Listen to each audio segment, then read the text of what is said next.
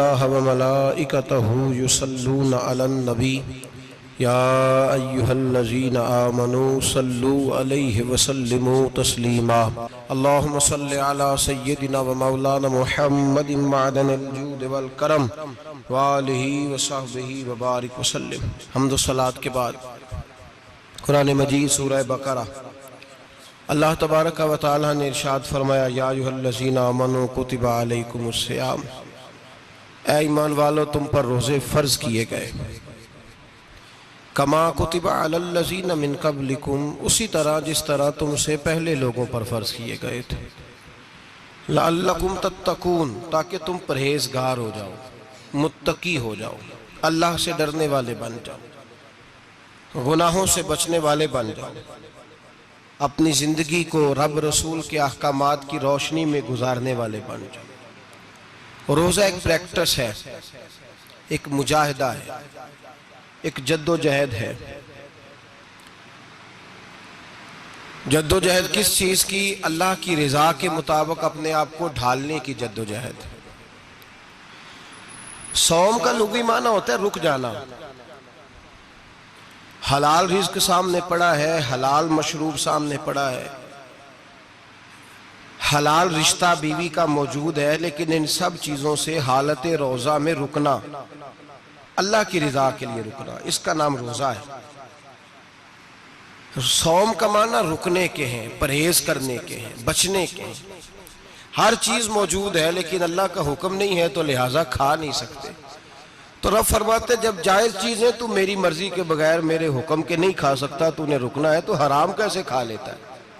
جب جائز چیز کے لیے تجھے حکم ہے، میں کہوں تو کھائے گا، میں کہوں تو نہیں کھائے گا، میں نے حکم دے دیا جائز ہے، روٹی ہے، کھانا ہے، گوشت ہے، تیری فریج میں پڑا سارا کچھ، تو با اختیار ہے، منہ میں دانت بھی ہیں، ہضم کرنے کو ہاضمہ بھی ہے، بھوک کی شدت بھی ہے، پر میری اجازت کے بغیر تو کھا سکتا، روزہ رکھ لیا، اب تجھے حکم نہیں کہ تو کھائے۔ جب جائز چیز میری مرضی کے بغیر نہیں کھا سکتا تو ناجائز کیسے کھائے گا؟ میرے نبی پاک علیہ السلام نے اپنے خوبصورت الفاظ کے اندر اس مفہوم کو بیان فرمایا۔ محبوب پاک صلی اللہ علیہ وسلم فرماتے جس نے جھوٹ نہیں چھوڑا، غیبت نہیں چھوڑی، برائی نہیں چھوڑی، اللہ کو اس کے بھوکے پیاسے رہنے کی کوئی ضرورت نہیں۔ وہ کاہے کا رکا ہے؟ جب کوئی کام تو اس نے اللہ کی رضا والا کیا نہیں۔ روزہ رکھ کے دغا کر رہا ہے، روزہ رکھ کے جھوٹ بول رہا ہے، روزہ رکھ کے کم ماپ رہا ہے، تول رہا ہے، دھوکہ دے رہا ہے، رشوت لے رہا ہے، فراڈ کر رہا ہے، حرام کا مال کٹھا کر کے کہتا ہے اس میں سے چلو 10 دیگیں بھی پکا دیں گے۔ وہ بھائی جو کام اللہ نے تجھے کرنے کو حکم دیا تھا، جب تو وہ بجا ہی نہیں لا رہا، مقصد روزہ ہی تو حاصل لعلکم تتقون۔ روزے کا مقصد یہ ہے کہ تو پرہیزگار ہو جائے۔ میرے نبی پاک علیہ السلام کی بارگاہ عالی مرتبت میں 2 عورتیں آئیں، یہ چیزیں کھا لو، کہنے لگی محبوبہ ہم نے روزہ رکھا ہوا ہے۔ فرمایا نہیں تمہارا تو روزہ نہیں ہے، حضور رکھا ہوا ہے روزہ، سحری سے لے کر اب تک کچھ نہیں کھایا، شام تک بھی نہیں کھائیں گی۔ محبوب نے فرمایا ذرا کہہ تو کرو، الٹی تو کرو۔ کہہ کی تو ان کے حلق سے خون بھی نکلا اور گوشت کے لوتھڑے بھی نکلے، پھوٹیاں بھی نکلی۔ نبی پاک نے فرمایا وہاں بیٹھ کے تم نے اپنے جاننے والوں کی غیبت نہیں کی، چغلی نہیں کھائی؟ خاموش ہو گئیں، گردنیں جھک گئیں۔ نبی پاک نے فرمایا تم نے قرآن نہیں پڑھا کہ جو اپنے بھائی کی غیبت کرتا ہے وہ مردہ بھائی کا گوشت کھاتا ہے؟ تو گوشت کھا کے بھی تمہارا روزہ رہ گیا ہے۔ کس طرح کا روزہ ہے کہ صاحب روزہ رکھ کے نہ رکھنے والوں پہ تنقید کر رہے ہیں۔ تراویحاں پڑھ کے نکلے ہیں تو کہتے ہیں میں اکیلا ہی نیک ہوں، باقی تو محلے میں کوئی پڑھتا ہی نہیں۔ یہ کیسا تیرا روزہ ہے کہ تو روزہ رکھ کے تو اس کے مقصد کو نہیں سمجھا؟ لعلکم تتقون۔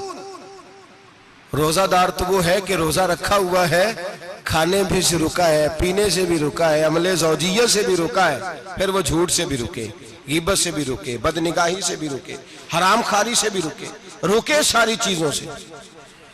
یہ بتلائیے کہ روزے کی حالت میں اپنی بیوی کے پاس جانا منع ہے تو غیر محرم کو دیکھنا جائز ہے؟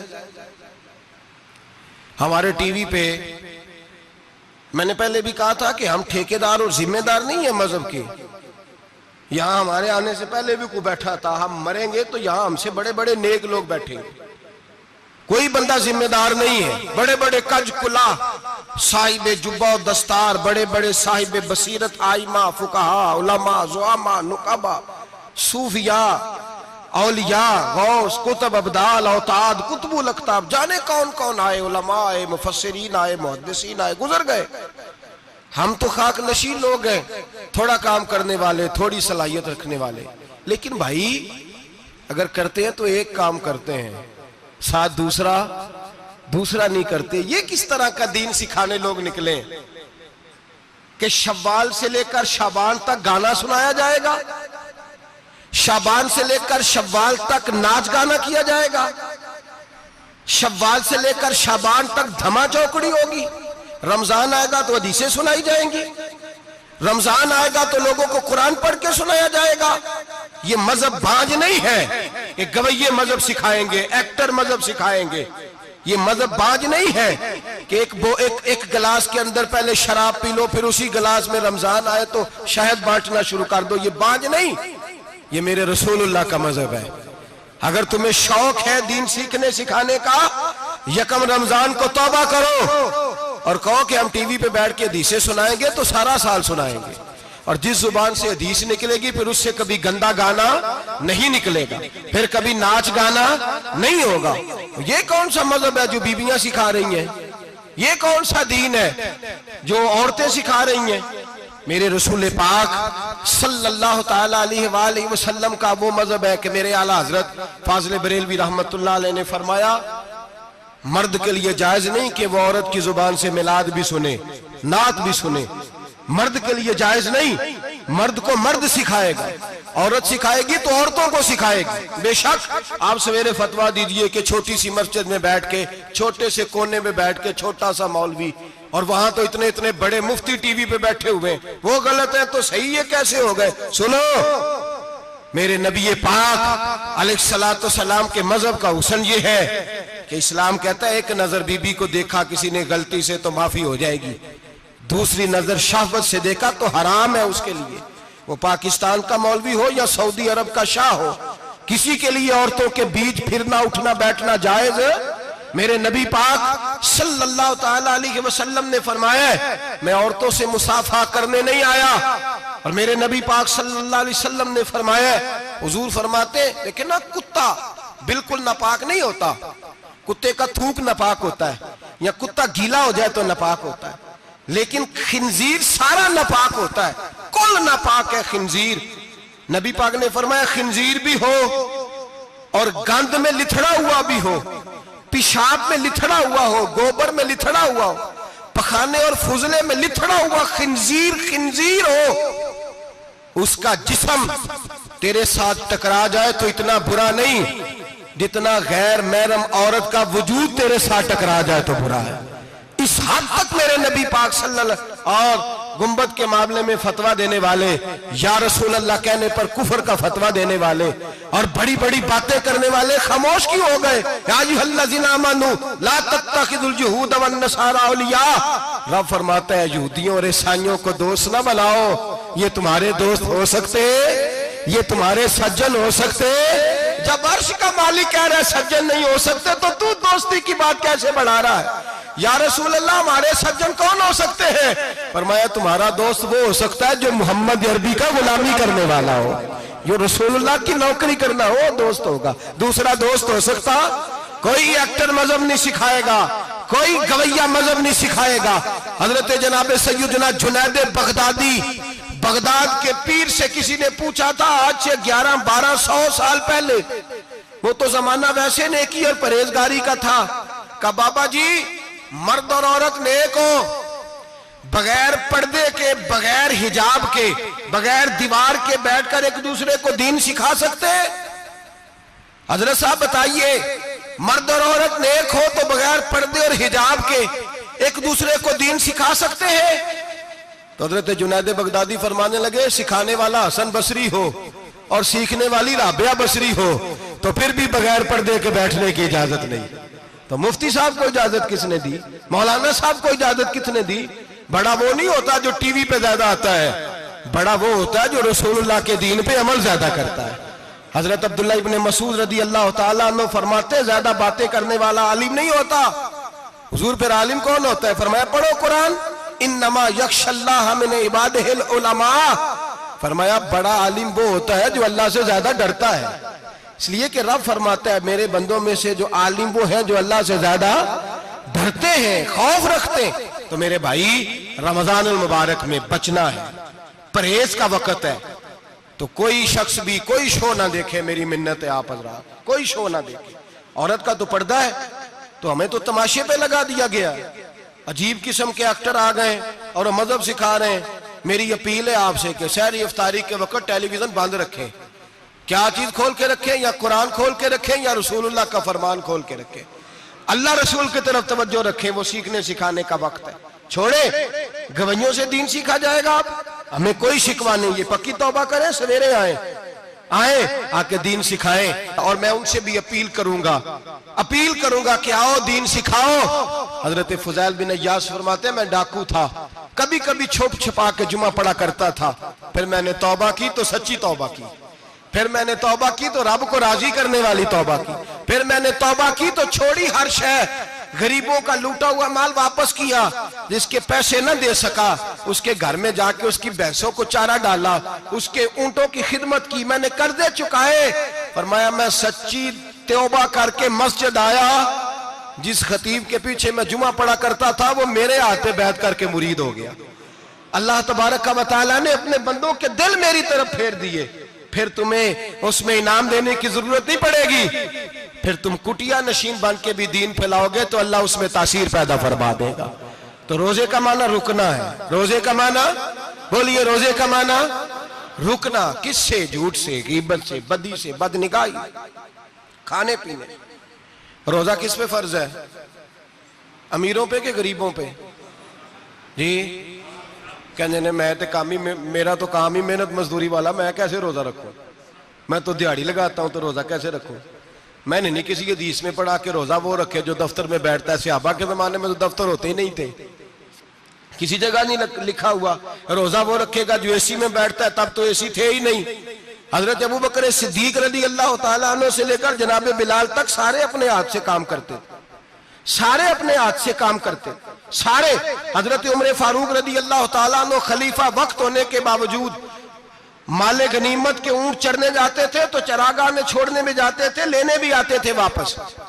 سارے لوگ اپنے ہاتھوں سے مشقت والے کام کرتے، حضرت بلال مزدوری کرتے، سلمان فارسی مزدوری کرتے، مقداد مزدوری کرتے، صحابہ مزدوریاں کرتے، روزے رکھتے۔ اور رمضان کے جانے کا وقت ہوتا تو در رسول پہ کھڑے ہو کے عرض کرتے محبوبہ دل نہیں بھرا، دل کرتا ہے کبھی رب سارا سال ہی روزے عطا کرے، سارا سال رمضان دے تو ہم سارا سال روزے رکھنے کو تیار ہیں۔ جذبہ تھا، طاقت تھی، ہمت تھی۔ آج نوجوان لڑکا ہے کہتا ہے مجھ سے بھوک برداشت نہیں ہوتی۔ میرے بھائی رب بیماری لا دینا، اللہ سے دعا مانگے اللہ شفائے عطا فرمائے، اور دعا کرے اللہ آزمائش سے محفوظ فرمائے۔ آپ یقین کریں میں نے لوگوں کو دیکھا ہے حلق سے قطرہ نہیں اترتا، خوراک کی نالی لگی ہوئی ہے، اعلیٰ غذائیں پکی ہوئی پڑی ہیں، عرش کا مالک کہتا ہے میں تیرے حلق سے گزرنے نہیں دوں گا، قانون بن گیا۔ میں نے دیکھا ہے ڈرپ پہ لوگ زندہ ہیں، بوتل لگی ہوئی ہے گلوکوز کی، گزارا چل رہا، اعلیٰ غذائیں پڑی ہیں، لاکھوں روپیہ تجوری میں پڑا ہے۔ مالک کہتا ہے تو نہیں کھا سکتا، تو وہ کھانے نہیں دیتا، نہیں کھانے دیتا۔ ایک شخص یورپ کے علاقے کا، میں کسی کالم نویس کا پڑھ رہا تھا، وہ کہتا ہے میری خربوں میں جائیداد ہے لیکن میرے معدے میں ایسی تکلیف ہے کہ میں آٹے کو چھان کر جو اوپر سے بورا نکلتا ہے صرف وہ کھا سکتا ہوں، اس کے علاوہ میں کائنات کی کوئی نعمت کھا نہیں سکتا۔ اور میرے بھائی وہ جب چاہے تو بڑے بڑے کھانے کھانے سے تجھے روک دے، تیرے دانت چبانے کے قابل نہ رہے، زبان نگلنے کے قابل نہ رہے، معدہ تیرا ہضم کرنے کے قابل نہ رہے، وہ جب چاہے تو جو مرضی کر لے۔ وہ کہتا چل تو میری مرضی پہ چلنا، ایک مہینہ میرے کہنے پہ نہ کھا، ایک مہینہ میرے کہنے پہ نہ کھا، تو یا اللہ تو کیا کرے گا؟ فرمایا صوم تصحو، میرے نبی پاک نے فرمایا تم روزے رکھو اللہ تمہیں صحت عطا فرما دے گا، اللہ تندرستیاں دے دے گا، شفائیں دے دے گا۔ تم روزے رکھو اللہ تمہیں، سبحان اللہ، اللہ تمہیں اللہ طاقت دیتا ہے، ہمت دیتا ہے، اللہ ہمت دیتا ہے۔ میں نے دیکھا ہے، میں نے بزرگوں کو دیکھا ہے، ضعیف لوگوں کو دیکھا ہے، کمزور لوگوں کو دیکھا ہے، میں نے دیکھا ہے روزے رکھتے ہوئے، مزدوروں کو دیکھا ہے روزے رکھتے ہوئے۔ میں اپنے ابا جی کو کہتا، ابا جی اتنی سخت گرمی اور مزدوری آپ کرتے اور مزدوری کے عالم میں روزہ رکھتے، تو کہتے پتر روزہ کی آندا ہے، روزہ کدوں کو جاندا ہے، روزہ اپنی جگہ تے بے مزدوری اپنی جگہ ہوتے۔ اور کئی دفعہ مینوں فرمان لگے، مینوں یار سمجھ کوئی نہیں لگدی، پتہ نہیں روزیاں چ اللہ طاقت کتھوں دے چھڑدا ہے اتنی زیادہ، کام بھی زیادہ کریدا ہے تے روزہ بھی بھائی صوم تسخو، میرے مصطفیٰ نے فرمایا تو روزہ رکھ، اللہ تجھے صحت عطا فرما دے گا۔ رب تعالیٰ تجھے، یہاں ہوٹل کھلے ہوئے ہیں،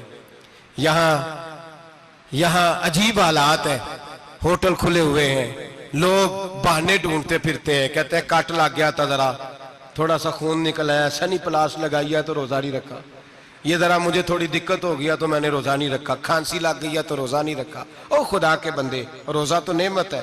اور سبحان اللہ، میرے نبی پاک نے فرمایا لِكُلِّ شَيْءٍ زَكَاةٌ وَزَكَاةُ الْجَسَدِ الصَّوْمُ، فرمایا ہر شے کی زکوٰۃ ہوتی ہے، وجود کی زکوٰۃ روزہ ہے، روزے رکھو جسم کی زکوٰۃ نکل جائے گی۔ فاقہ کرنا بھی میرے نبی پاک کی سنت ہے، مسواک کرنا بھی سنت ہے، اور فاقہ کرنا بھی۔ مسواک والی سنت زیادہ اپناتے ہیں لوگ، فاقہ کرنا بھی نبی پاک کی سنت ہے۔ ایک صاحب مجھے کہنے لگے جناب بیٹھ کے کھانا حضور کی سنت ہے، میں نے کہا کبھی کبھی نہ کھانا بھی نبی پاک کی سنت ہے، نہ کھانا بھی حضور کی سنت ہے۔ اور ہمارے فقہاء نے لکھا ہے جو روٹی زیادہ کھاتا ہے اس میں دو باتیں پیدا ہو جاتی ہیں، کیا کیا؟ ایک بولتا زیادہ ہے، دوسرا سوتا زیادہ ہے، غافل ہو جاتا ہے۔ فقہ اور حکیم اطباء ڈاکٹر کہتے ہیں کہ پیٹ خالی رہے نا جس آدمی کا، اس کا حافظہ مضبوط ہوتا ہے، اس کے ذہن کی گرہ کھلتی ہے۔ زیادہ کھانے سے تو خماری چڑھتی ہے، دماغ ڈھونڈتے پھرنا روٹی کدھر سے آج اچھی ہے، گھر میں نہیں پکی تو ہوٹل چلے جانا، کھانے کے سوا اور کام ہی کوئی نہیں۔ اور صاحب میرے نبی پاک علیہ السلام نے فرمایا کافر 7 آنتوں سے کھاتا ہے، 7 آنتوں سے، اور فرمایا میرا مومن 1 آنت سے کھاتا ہے، اس کے وجود میں کھانے والی 1 آنت ہے، کافر 7 آنتوں سے کھاتا ہے۔ فاقہ کشی سے نورانیت پیدا ہوتا ہے، کم کھانا۔ دیکھیں نا نبی پاک صلی اللہ علیہ وسلم نے اللہ سے فاقہ مانگ کے لیا ہے، یا اللہ 1 وقت روٹی دے، 1 وقت کا فاقہ دے، مانگ کے لیا ہے نبی پاک نے، مانگ کے۔ حضرت ابو ہریرہ رضی اللہ تعالیٰ عنہ فرماتے ہیں بھوک زیادہ لگتی تھی نا جب مجھے، تو میں حضرت عمر سے، ابو بکر سے، عثمان مولا علی سے کوئی مسئلہ پوچھ لیتا تھا، اور جب میں مسئلہ پوچھتا تھا تو وہ مجھے روٹی کھلا دیتے تھے۔ جب میں ان سے مسئلہ پوچھتا تو وہ مجھے، حضرت ابو ہریرہ فرماتے ہیں مجھے بھوک لگی، میں حضرت عمر کے پاس گیا، ان سے مسئلہ پوچھا، ان کا رواج تھا جب میں مسئلہ پوچھتا تو پہلے روٹی کھلاتے۔ ہمارے بزرگ یہ فرماتے ہیں کہ کھانے کھلا کے دین پڑھاؤ، صرف تمہارا کتب خانہ نہیں کھلا ہونا چاہیے، تمہارا دسترخوان بھی کھلا ہونا چاہیے۔ کسی نے نبی پاک صلی اللہ علیہ وسلم سے پوچھا تھا بہترین مسلمان کون ہے؟ حضور نے فرمایا جو سلام لینے میں پہل کرے اور روٹی زیادہ کھلائے، جو روٹی ہر وقت فکر کرے آ یار تو روٹی کھا لے، روٹی کھانے کی طرف توجہ دلائے۔ کھلانا سنت ہے، زیادہ کھانا اس میں بھی فرق رکھے۔ تو نبی پاک صلی اللہ علیہ وسلم کے صحابی حضرت ابو ہریرہ رضی اللہ تعالیٰ عنہ فرماتے ہیں میں نے حضرت عمر سے مسئلہ پوچھا، میں نے کہا حضور مسئلہ بتائیں، تو کہتے پہلے ان کی عادت تھی جب میں مسئلہ پوچھتا تو روٹی بھی کھلاتے، آج انہوں نے مسئلہ ہی بتایا ہے، روٹی کوئی نہیں کھلائی۔ تو مجھے کہنے لگے ابو ہریرہ تو سوچتا ہوگا روٹی نہیں اس نے پوچھی، تو نے کب سے کھانا نہیں کھایا؟ میں نے کہا آج صبح سے۔ تو جناب عمر کہنے لگے میں نے کل صبح سے نہیں کھایا۔ چل ابو بکر صدیق کے گھر مسئلہ پوچھتے ہیں، کہتے ہیں جناب صدیق اکبر کے دروازے پہ گئے، جا کر کے ان سے مسئلہ پوچھا۔ ان کی بھی عادت تھی جب کوئی مسئلہ پوچھنے جاتے تو دسترخوان بچھا لیتے، کہتے آؤ روٹی بھی کھلاتا ہوں مسئلے بھی بتاتا ہوں۔ کہتے ہیں گئے تو انہوں نے بھی مسئلہ بتایا، روٹی کوئی نہ پوچھی۔ تو کہنے لگے عمر ابو ہریرہ تم لوگوں نے کل پرسوں سے نہیں نہ کھایا ہوگا، اور ابو بکر کو 4 دن گزر گئے ہیں، تھوڑا سا دودھ ملا ہے یا کھجور ملی ہے، روٹی کوئی نہیں ملی، چلو در رسول پہ چلتے، آؤ حضور کی بارگاہ۔ کہتے ہیں نبی پاک کی بارگاہ میں آئے، حضور نے چہرے دیکھے، کریم سے مسئلہ نہیں پوچھنا پڑا۔ میرے مصطفیٰ کریم نے فرمایا بھوک لگی ہوئی ہے تم تینوں کو؟ 3-4 دن ہو گئے؟ اللہ کے رسول نے فرمایا مجھے پورا ہفتہ ہو گیا ہے۔ سبب کچھ اور ہے جس کو تو خود سمجھتا ہے، زوال بندہ مومن کا بے زری سے نہیں، بھوک نقصان کا وجہ نہیں بنی، وجہ کوئی اور بنی ہے۔ رشوتیں جو بازار گرم ہوئے ہیں لوٹ مار کے، یہ روٹی کے لیے نہیں، یہ زیادہ کھانے کے لیے، یہ بینک بیلنس کے لیے گرم ہے۔ یہ لوٹ مار کا مقصد کوٹھیاں بنانا ہے، روٹی کا تو رب کریم کا وعدہ ہے۔ جو روز روتا ہے شام کو کہ میرا کاروبار کوئی نہیں، اصل میں کہتا ہے بنگلہ کوئی نہیں، اصل میں کہتا ہے کار کوئی نہیں، پجارو کوئی نہیں، روٹی تو اللہ عطا فرماتا ہے، اس کا وعدہ ہے۔ فرمایا حضور نے 3 دن بیت گئے، چلو میرا بے تکلف صحابی ہے ابو الحسن انصاری، وہ بڑے نصیب والے ہوتے ہیں جن کو میرے نبی پاک خود کہتے تھے کہ تیری فلانی ذمہ داری ہے۔ اس زمانے کا تو کسی کو کہہ دیا جائے یہ تیری ذمہ داری ہے تو کہتا ہے یہ تو پھٹیکے ڈالنے لگ گیا ہے، یہاں سے تو چھٹی کر جانی چاہیے۔ خوش ہوتے تھے صحابہ کہ ہماری ذمہ داری لگی۔ کہتے ہیں حضرت ابو الحسن انصاری کے گھر گئے، نبی پاک نے فرمایا بھوک بڑی لگی ہے، کھانا لا۔ کہتے ہیں حضور نے اسے کہا تو اس آدمی کو تو وجد ہی ہو گیا، اس نے کہا میرے اتنے نصیب کہ حضور کا یہ کھانا کھلا۔ آؤ دیکھو دنیا والو، آج جو سب سے زیادہ عزت والا ہے وہ میرا مہمان بنا ہوا ہے۔ فرماتے ہیں وہ دوڑے گئے، بکری اٹھائی، ذبح کی، بیوی کو کہنے لگے روٹی تیار کر، ادھر کھجوریں توڑی، انگور توڑے، کہنے لگے حضور آپ جب تک تناول کریں تب تک کھانا پک جاتا ہے۔ حضرت عمر کہتے ہیں روٹی پک کے آئی، بڑا پیارا گوشت، بڑا اچھا سالن، بڑا خوبصورت خلوص والا کھانا۔ فرماتے ہیں میں نے بڑا ہی کھایا۔ نبی پاک نے نہ ایک روٹی لی اور چھوٹی چپاتی، تھوڑا تھوڑا سالن کونوں سے، اور جب نبی پاک نے کھا لیا تو حضور کی آنکھوں میں آنسو آئے۔ حضرت عمر کہنے لگے حضور روئے کیوں؟ نبی پاک نے فرمایا سوچتا ہوں 7 دن کے فاقے کے بعد کھایا ہے، پر ڈرتا ہوں رب اس کا حساب پوچھے گا تو جواب کیسے دینا ہے، اس کا حساب بھی تو دینا ہے نا جو کھایا ہے۔ تو حضرت عمر فاروق کے ہاتھ میں کچھ چیز تھی، زور سے زمین پہ ماری، کہا محبوبہ 7 دن کے بعد بھی روٹی کھائے تو حساب دینا ہے۔ نبی پاک فرمانے لگے عمر وہ مالک ہے نا، تو جب دیتا ہے تو حساب نہیں لے سکتا، حساب تو دینا ہے، حساب تو دینا ہے، تیاری رکھو۔ صحابہ کرام فرماتے ہم نے ارادہ کیا کہ آج کے بعد ہم پھر فاقے کریں گے، کم کھائیں گے، اس لیے کہ حساب دینا ہے۔ میرے بھائی وہ فاقہ کشی کرتے تھے، ڈرتے تھے۔ یہاں تو لوگ کھا کے بیمار ہیں، کھاتے جا رہے ہیں، سوتے جا رہے ہیں، کھاتے جا رہے ہیں، سوتے جا رہے ہیں۔ یہ بھی وقت آئے گا رمضان شریف کا، سویرے درس پہ آؤ کہتے نیند بڑی آتی ہے، سویرے 2 سپارے پڑھ کے سویا کرو کہتے صاحب نیند بڑی آتی ہے، فجر کے بعد ہی تو وقت ہوتا ہے اللہ اللہ کرنے کا، سحری کا، کھاتے جا رہے ہیں، سوتے۔ لوگ جماعت سے نماز نہیں پڑھتے سو جاتے، جماعت کا ثواب چھوڑ کے سو جائیں گے۔ بھائی رمضان مبارک میں فاقہ کشی کی ٹریننگ ہوتی ہے، فاقہ کشی کی تربیت لے، رمضان میں روکے اپنے آپ کو، تربیت ہوگی۔ اور ہمارے صوفیاء فرماتے ہیں جو زیادہ کھاتا ہے اس کا نفس اس کو زیادہ پہ مائل کرتا ہے، خواہشات نفس پیدا ہوتی ہیں۔ میرے نبی پاک علیہ السلام نے جوانوں کو حکم دیا ہے یا معاشر الشباب، او جوانوں، یا رسول اللہ کیا حکم ہے؟ فرمایا یا نکاح کر لو اگر طاقت ہے، نہیں طاقت تو روزے رکھو۔ حضور روزے سے کیا ہوگا؟ فرمایا تمہارا نفس کچلا جائے گا، شیطان وسوسہ اندوزی نہیں کرے گا۔ آج نوجوان بڑھ بڑھ کے کھاتا ہے، بہت زیادہ کھاتا ہے، کبھی اس ہوٹل سے کھاتا ہے، کبھی اس ہوٹل سے کھاتا ہے۔ اتنا زیادہ کھائیں گے تو نفسانی قوتیں اچھل کر کے آئیں گی، مشکل ہو جائے گا۔ شادیاں دیر سے ہوتی ہیں، ماں باپ آنکھیں بند کر کے بیٹھے ہوئے ہیں۔ اگر ماں باپ کی ذمہ داری ہو اور ماں باپ نکاح نہ کرے تو نبی پاک نے فرمایا بچے گناہ کریں گے تو جتنا گناہ بچے کو اتنا باپ کو بھی ہوگا۔ تو ماں باپ چپ ہیں، دوسرا شادی مشکل بڑی ہے، مہنگی بڑی، اور تیسرا نہیں کر رہے کچھ لوگ تو روزے بھی نہیں رکھ رہے۔ تو رمضان ان کے لیے بھی وقت ہے، نفسانی قوتیں کچلی جائیں گی، کھانا جتنا کم کھایا جائے گا اتنا وجود کے اندر نفسانی خواہشات کم پیدا ہوں۔ تو رمضان تو پریکٹس ہے مجاہدے کی، دین کی۔ اور دوسرا میرے حبیب پاک صلی اللہ علیہ وسلم نے فرمایا ہے، حضور فرماتے ہیں کہ رمضان اور قرآن کا آپس میں رشتہ ہے۔ قرآن پاک کتنا پڑھنا چاہیے روزانہ؟ زیادہ سے اللہ جزا دے، امید ہے آپ زیادہ سے زیادہ ہی پڑھتے ہوں گے۔ بھائی سنیں، حدیث مبارکہ میں نبی پاک نے فرمایا رمضان اور قرآن دونوں مل کے نا، بڑی پیاری حدیث ہے، فرمایا دونوں مل کے اللہ کی بارگاہ میں میری امت کی سفارش کریں گے، رمضان اور اللہ اکبر۔ کس طرح؟ نبی پاک فرماتے ہیں رمضان کہے گا اے اللہ دن کے وقت میں نے اسے تیری رضا کے لیے کھانے پینے سے باز رکھا، اور قرآن کہے گا یا اللہ رات کو تیری رضا کے لیے کھڑا ہو کے یہ قرآن سنتا تھا۔ رمضان اور قرآن دونوں سفارش کریں گے۔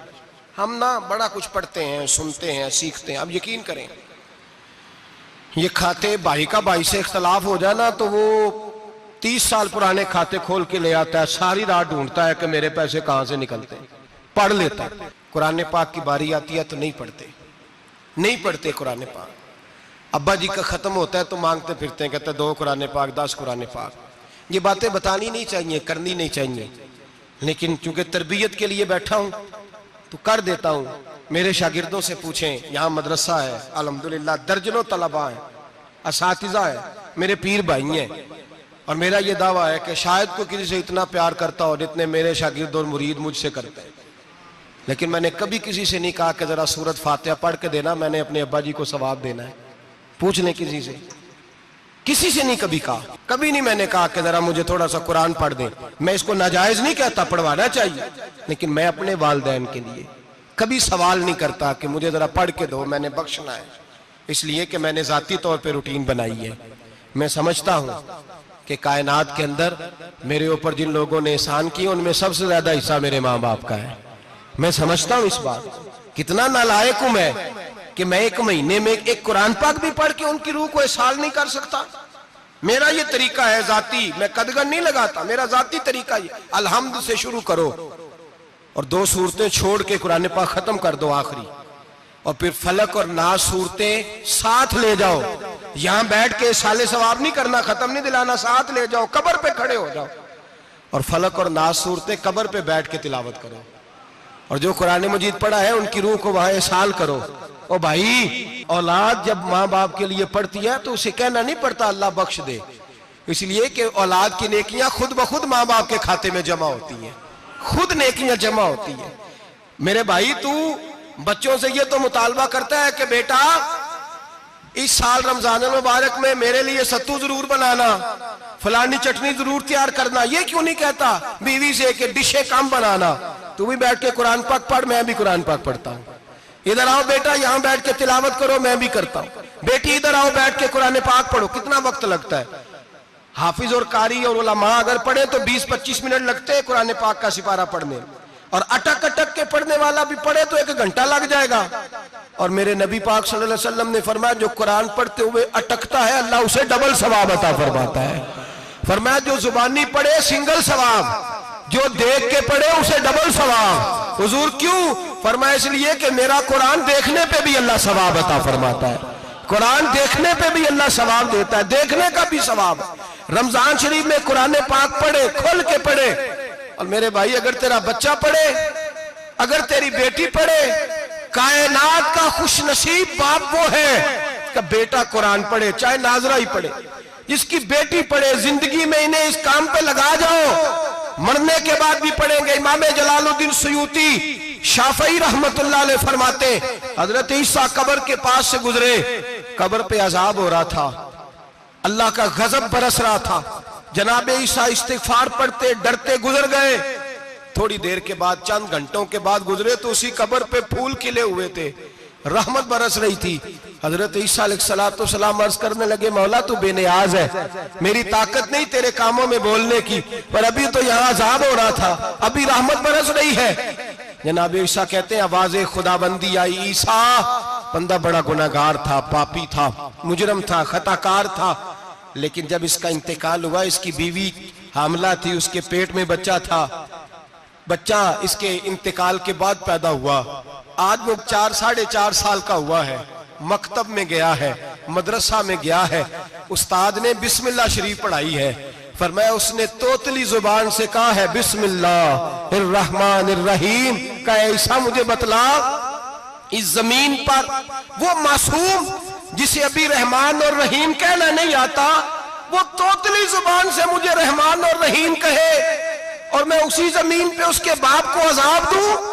فرمایا اس نے 1 بار رحمان اور رحیم کہا ہے، میں نے اس کی باپ کی قبر کو نور سے معمور فرما دیا ہے، نور سے بھر دی ہے قبر، برکت سے بھر دی ہے۔ اللہ کرے میرے بیٹے بھی قرآن پڑھے، اللہ کرے میری بیٹیاں بھی قرآن پڑھے، اللہ کرے ہم سب کی اولادیں قرآن پاک پڑھے۔ لیکن نا امام اعظم ابو حنیفہ رمضان میں 61 قرآن پاک پڑھتے تھے، کتنے 60 تے ایک اللہ اکبر. ایک قرآن پاک دن میں پڑھتے پورا, ایک رات کو پڑھتے, ایک تراویح میں پڑھتے, 61 قرآن پاک امام صاحب پڑھتے. آپ فرماتے میں نے چھوڑ دیے ہیں سارے وظیفے, میں صرف رسول اللہ کا قرآن پڑھتا ہوں. رمضان سارا قرآن پاک, سارا رمضان. اب تو عادت ہی نہیں رہی ہمیں قرآن پاک کی.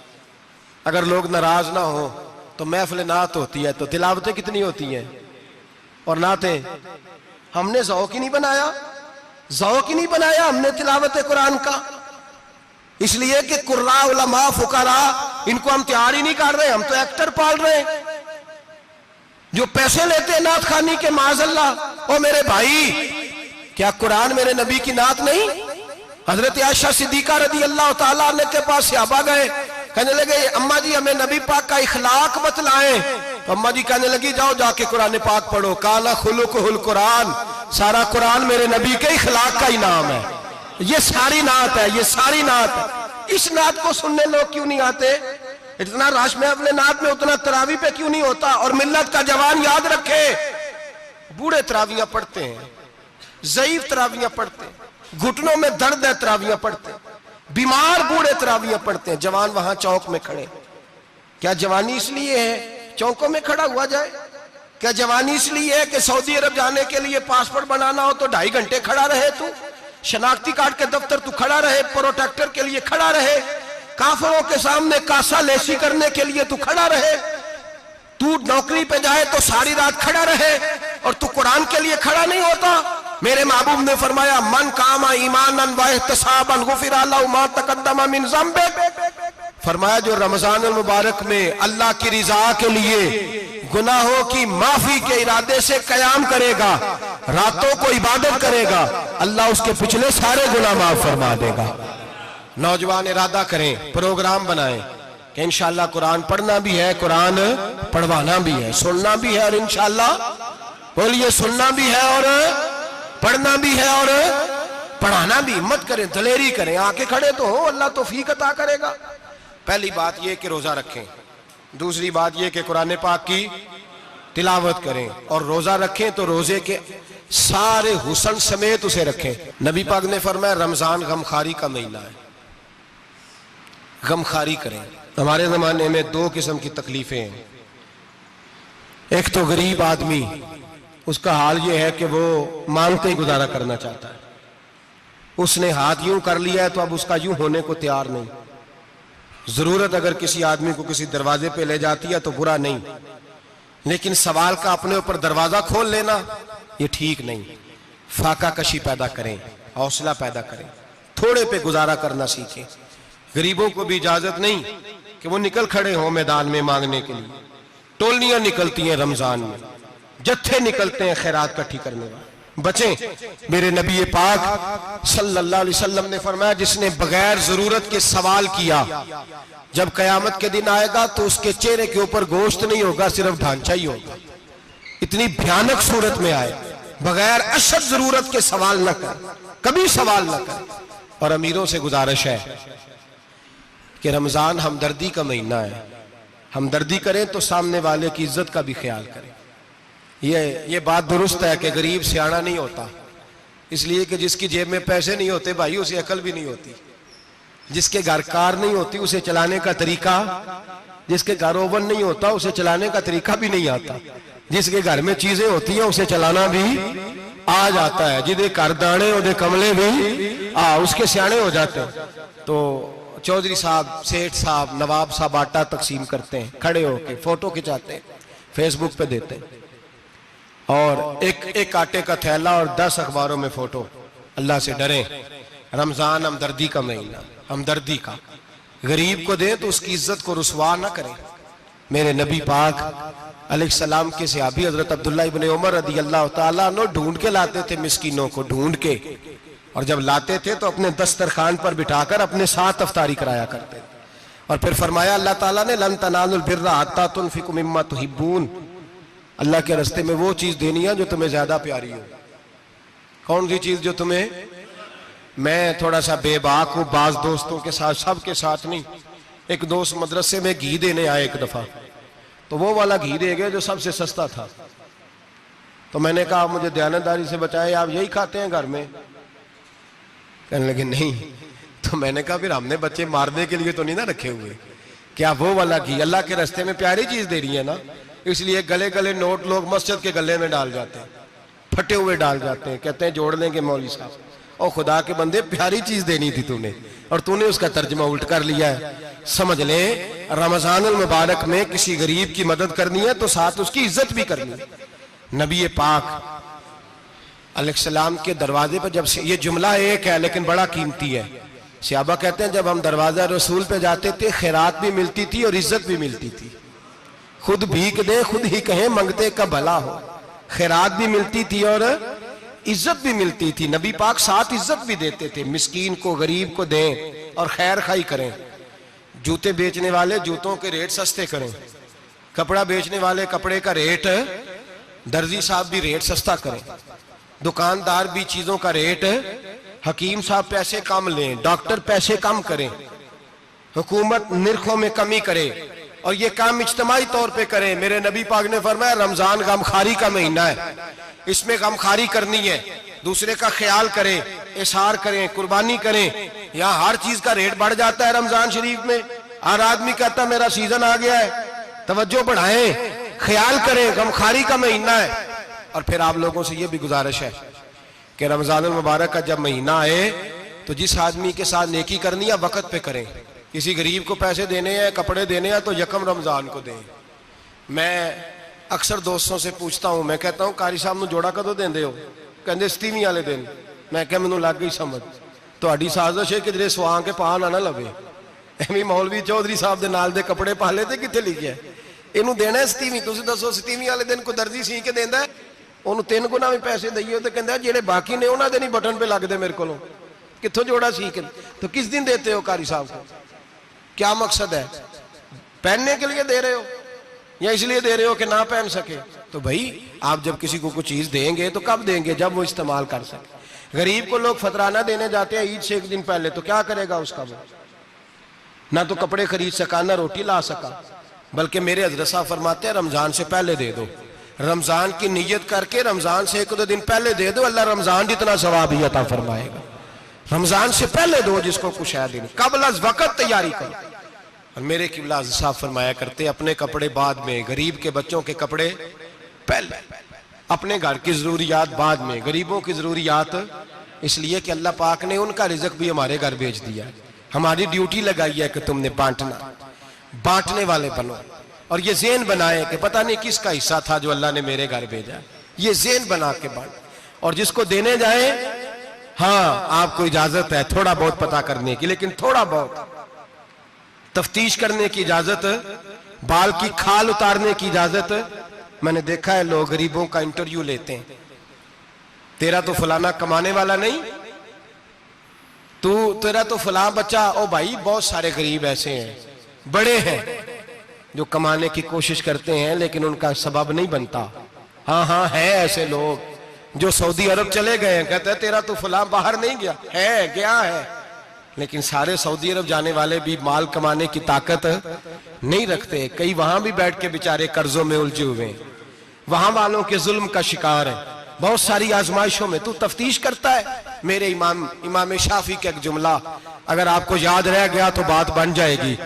امام شافعی رحمت اللہ، بلکہ حضرت غوث اعظم جیلانی کے پاس وہ بات آپ کو زیادہ فائدہ دے گی۔ حضرت غوث اعظم جیلانی کو ان کا ایک مرید سمجھانے لگ گیا، کہنے لگا حضرت جی آپ سب کو دیتے رہتے ہیں، ہر بندہ مستحق نہیں ہوتا، ذرا ٹٹول کے دیا کریں۔ تو غوث اعظم جیلانی فرمانے لگے بھائی مجھے تو لگتا ہے تو بھی ان چیزوں کا مستحق نہیں تھا جو اللہ نے تجھے عطا کر دی ہے، پہلے تو بتا تو مستحق تھا، تجھے اپنی حیثیت اوقات کا پتہ ہے جو اللہ نے تجھے دے دی ہے، طاقت تھی، کوالٹی تھی، تیرے اندر وہ صلاحیت تھی، رب نے تو نہیں تیری تفتیش کی کہ تو قابل ہے کہ نہیں، تو اللہ کے بندوں کی تفتیش کرتا پڑتا ہے۔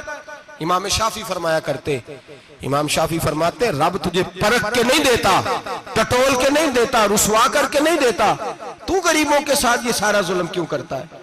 بس پتہ چل گیا وہ ضرورت مند ہے تو دے، اس لیے کہ اجر تجھے غریب نے نہیں دینا، اجر اللہ نے دینا ہے، اور اللہ اجر عمل پہ نہیں دیتا، اللہ تو نیت پہ اجر عطا فرماتا ہے۔ تو نیت دیکھ تیری کس طرح کی، تو میرے بھائی غریب کو دیں، قبل از وقت دیں۔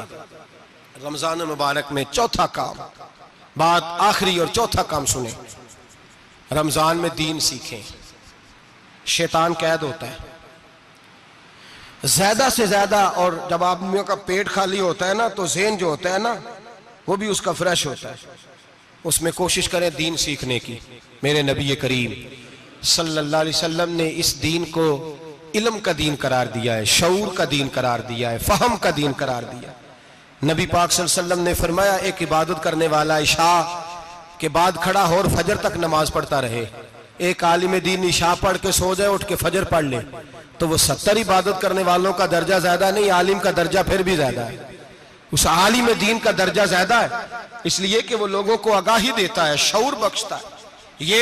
یہ دین جو ہے یہ، اور نبی پاک صلی اللہ علیہ وسلم نے فرمایا عبادت کرنے والے پر عالم کا درجہ اتنا ہی زیادہ ہے جتنا میرا درجہ اپنے غلاموں پر زیادہ ہے۔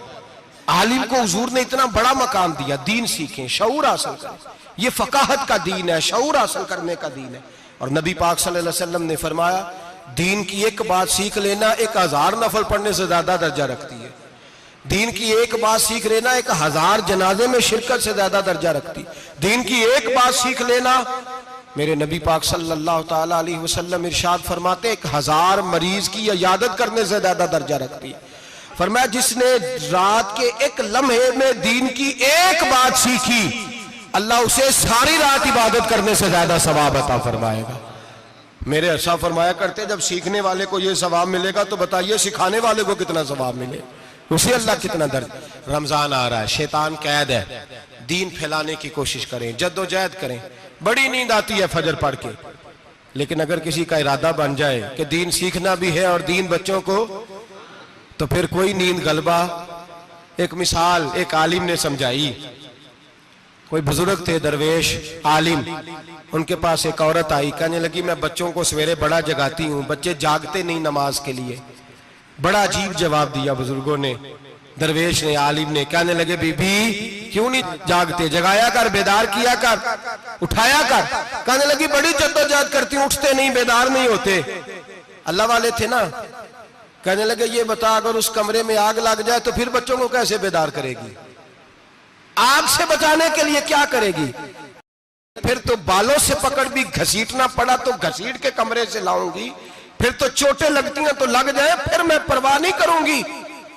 آپ فرمانے لگے یوں سمجھ لے جہنم کی آگ جل رہی ہے، اگر تیرے بچے نے نماز نہ پڑھی تو آگ لگ جائے گی، اگر اس نے عبادت نہ کی تو اسے آگ، اب جیسے بھی تجھے اٹھانا پڑتا ہے اٹھا گھسیٹ کے باہر لا، لیکن اس کی نماز قضا۔ نیند بڑی آ رہی ہے سویرے، لیکن اگر دین نہ سیکھا تو مشکل ہو جائے۔ جیسے بھی اپنے آپ کو جگانا چاہیے، ہمت کرنی چاہیے، دلیری کرنی چاہیے۔ ہمیشہ مدحت خیر الانام میں گزرے، دعا ہے یہ عمر درود و سلام میں گزرے۔